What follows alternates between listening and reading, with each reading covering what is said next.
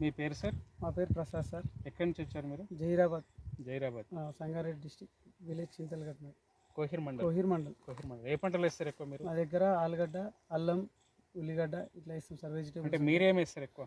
మేము ఆలుగడ్డ, ఉల్లిగడ్డ, అల్లం. ఆలుగడ్డ, ఉల్లిగడ్డ, అల్లం. అల్లం సో ఈ 3 పంటలు ఎక్కడ అమ్ముతారు మీరు? మేము మార్కెట్కి తీసుకుపోతాం. అంటే ఏ మార్కెట్ అది? జహీరాబాద్ కానీ అక్కడ హైదరాబాద్, లేకపోతే అక్కడనే పొలం దగ్గర జహీరాబాద్ ఒకటి, దళారులు తీసుకుపోతారు. జైరాబాద్ ఒకటి, ఇంకా హైదరాబాద్ తీసుకొస్తాం. మలక్పేట వెళ్తారా? మన ఉస్మాన్గంజ్ వెళ్తాం సార్. ఉస్మాన్గంజ్. అంటే అది market committee? Market committee so market కమిటీలో మీరు సరుకు అక్కడ అమ్మినప్పుడు సార్. ఎంత కమిషన్ తీసుకుంటారు అక్కడ? కమిషన్ 100 రూపీస్, 100కి 10 రూపీస్ ఏమో తీసుకుంటారు సార్. 8 rupees, 10 rupees, 8%, 10%. 10%.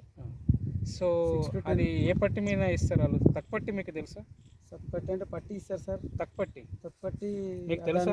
తెలుసు, దాని మీద ఇవ్వరు సార్. ఇవ్వరా? అంటే పేపర్ తక్కుపట్టి చూసారా మీరు? చూశాను సార్. అంటే తక్కుపట్టి మీద ఏముంటుంది అది?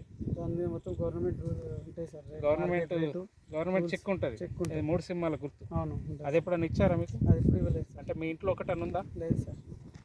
అంటే ఇప్పుడు తెల్ల చిట్టీల మీద నేను ఇస్తున్నానని మీరు మీకు మీ యొక్క సమాధానం అంతే. అవును సార్. సో ఇది ఆన్సరు.